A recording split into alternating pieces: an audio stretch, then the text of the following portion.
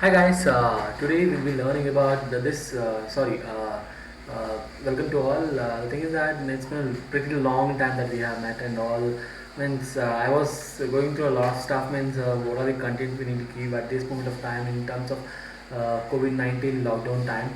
So I thought that means the people who haven't given any means they're in need of the sharing of knowledge. I think SLC students, so the 10th, so they're having a lot of issues with the curriculum and all. So I thought of teaching them the most easiest part. Means according to me, whenever I used to, means if I go back in time and I want to learn something, that I think maths and science would have been my pretty much it's my cup of tea. So we're going to learn polynomials, then the things which is associated with polynomials. So I think I'll make quite simpler. Means we are going to means the way I teach, it will be, I want to teach in a most simpler manner, because at the tendering age they need to learn all these concepts. And you know that, right, polynomials are there in every subject. Means calculus, the scientific formulas, scientific expression, all these things. First and foremost, what is a polynomial? Polynomial is an expression consisting of variables and coefficients that involves only the operations of addition, subtraction, multiplication, and non-negative integer exponents of variables. Example: x square minus 4x plus 7. It is one of the example. What does a polynomial means? Consisting of variables. Variables in a sense, x square and x, 4x, and certain things like that. Coefficient 7 or 4. Those are the coefficients. Then involving a lot of operations like addition, multiplication, subtraction, and division. So even certain time they even involve the fraction and the square root kind of stuff. So mathematical things. Then non-negative integer components, exponents. So that part. Okay. This is what it conveys. A variable, this formula, just know that part, x square minus, in that ax square plus bx plus c, something like that, or ax plus b, something like that. These formulas or the expression involving variables. So you might have learned these things in your mind, but I'm going to give you a brief introduction towards it. Then degree of polynomials. What does a degree of polynomial means? Degree of polynomial means highest degree a variable, means a variable can have, variable x in a expression can have. For example, 4x plus 2. 4x plus 2, what is the degree of x? X, that is power 1. Then these power, then another example, 2y square minus 3y plus 4. What is the degree of polynomial? The degree of polynomial, 2y square, means the degree of polynomial is power y to the raised to the power of 2. The degree is 2. The power 1, right, it symbolizes or signifies that linear polynomial. Power 2, it symbolizes that the power is 2. Then the cubic polynomial, these are the names. Whenever there is a polynomial degree is 3, it's called cubic. Whenever there is a polynomial degree 2, it's called quadratic. Whenever there is a polynomial degree 1, it's called linear. There are certain examples which we have given in the slide. So these are these are the things which follows. Value of polynomial, I think this is the most part where you need to have a much more means you need to be into it, okay, to learn all these things. Value of polynomials. The generic formula which follows is that p of x is equal to some equation or expression. So what if there is a value for x, or you're going to put some k or some value? So how does the expression will turn out? So the thing is that you just put x, put a value on the means p of x, in terms of in place of x you put k, so it becomes that value, it takes that value. Okay, that's what it signifies. So then zero of a polynomial, it's a most important thing, because zero of a polynomial means that when does an expression reaches to a state of zero. That's what it, this is the most simplest basic way which I can give you, simplest example explanation.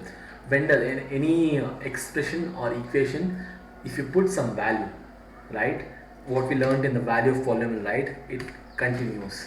So to find out zero of a polynomial, so why you want to find out a zero of a polynomial? It's pretty simple, because you want to know the limits of the polynomial, right? Where does it end? Whether the end point will be zero or something like that. So just taking an example, you know that, right? How to find out some x factor, x number, or x means some unknown. So just taking an example, if a expression is ax plus b, so the zero of a polynomial will be minus b by a, finding x. So that will be your output. It is nothing but minus of constant term by coefficient of x. So if you're gonna put in this expression p of x is equal to x to the power of 2 and minus 3x minus 4, when it will reach 0 is at minus 1. When you put minus 1, you just see the complete equation. Minus 1 to this will become minus 2 minus 3, when this suffices this answer, right? So then how in the starting of the class I was saying that you need to why you need polynomials is that you're going to use it in calculus and some of the other means it has a lot of application, lots and lots of application. The first part is that we need to know how we need to means geometrically how we can represent, or geometrically how we can mean the zeros of a polynomial, how we can represent a polynomial expression. Just taking an example that 2x, you know that, right? In your previous class and all, there'll be like ax plus b always be a straight line. So y is equal to ax plus b will always be a straight line. So we're going to take an example expression that 2x plus 3. So take for 2x plus 3, if you are going to use x value of polynomial minus 2 and minus 2, minus 2 and plus 2, those will be getting the values as 1 and 7. The zeros, you need to find out the zeros of the polynomial now, because you need to know that, right? It will on and on it will go. So the zero of a polynomial is simplified. It is just simple. Y is equal to, if you put 0, y is equal to 0, then 3 will come here, minus 3. So x is equal to 3 by 2. So at minus 3 by 2, the line intersects at y. So at 0, this you can see the graph, right? Minus 3 by 2. So the line will intersect at x graph.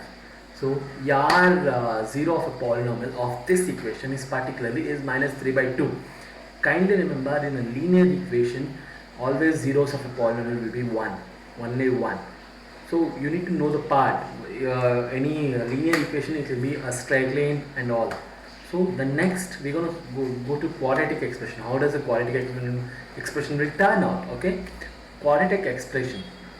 When you put this quadratic expression, it will always, you can see this complete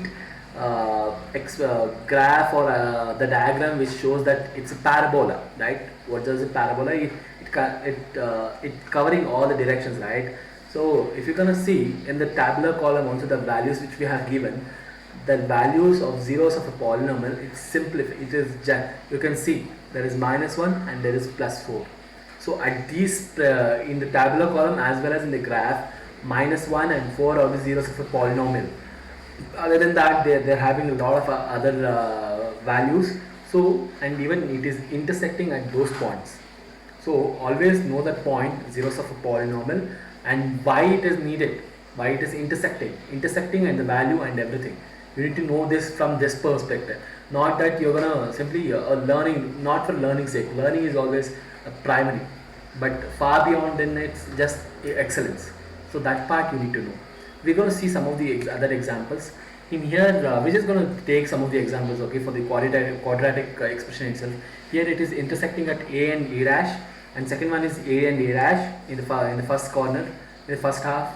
Then it is a and a dash and a in the first and second boxes. Then it is only a is touching the positive x axis, and a is touching in the behind the bottom of the curve, it is a, and in other two expression here 1 2, this last to the right, okay, here they're not even touching the graph, it signifies that in a quadratic expression there will be two zeros of a polynomial. One is one you will have, another one which you don't have. So in the zeros of a polynomials for a quadratic expression there will be two zeros. So that part you need to know, where it touches, where it doesn't touch. So you need to know that part also. The third is that the cubic polynomial equation. So if you're going to take this part, this equation in a sense, what does it signify? What does it trying to convey, right? So here you are getting three zeros at three intervals, right? So you can see a sine wave kind of stuff. It represents a certain diagram. So at -2 and 0 and +2, the expression is turning towards 0, right? They have three zeros of a polynomial. So it is even intersecting at -2, 0 and 2. It is intersecting at 3 points. That means graphically and even to the expression, you are intersecting at 3 points, means you have three zeros of a polynomial. Zeros of a polynomial, I have already told you, when does an expression turns to 0, that is what. Kindly put this into mind, okay?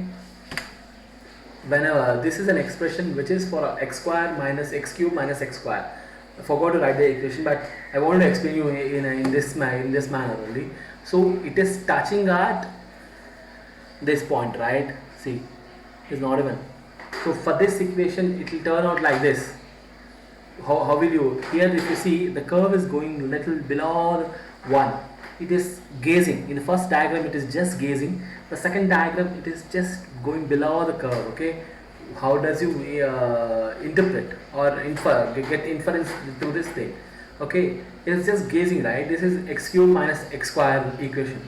So if you're gonna just take it is just I would say that it is intersecting at this point and it is just touching, right? So intersecting at that point, if you're gonna just draw a straight line or something like that, you're gonna get at that point of time. So here also it is one like this and here also like this. So the next is that, so these are the I would say that to find the zeros of a polynomial, these are the exercise problem which you might have seen in your textbooks and all. So first one, you're gonna see it is only one, right? Only one is touching one. In the first diagram it is only one. The second diagram it is two zeros of polynomial. Third diagram 1 2 3. The fourth one it is that 1 2. Okay, only one.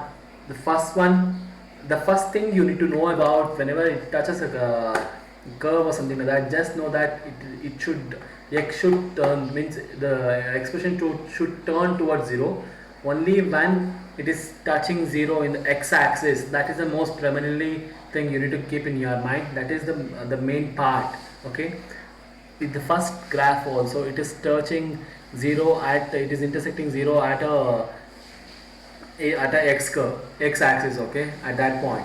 The second thing also, x and x dash, it is touching at 2 points. Then the third graph, it is touching only at 3 points. The fourth one, it is important, it is only touching at this point, right side of the x axis. So second, fifth one is that it is touching, gazing at that point. Okay, the sixth one is 1 2 3 4. It is touching at 4 points. That part you need to know. Where it touches in the x-axis, it matters, not in the y-axis. We're not even concerned about y-axis. Okay, just know that part. The exercise problems. These are the exercise problems. If you want to say the answers, we're just gonna speak out. Right. The first one, it is 0 because it is not even touching at the x-axis. The second one is 1, only 1. We need to find out the zeros of a polynomial for these diagrams. So know that part, right? I'm just giving you the answer, and you will if you want an explanation, I'll just also give. So the last one is that it is 1 2 3.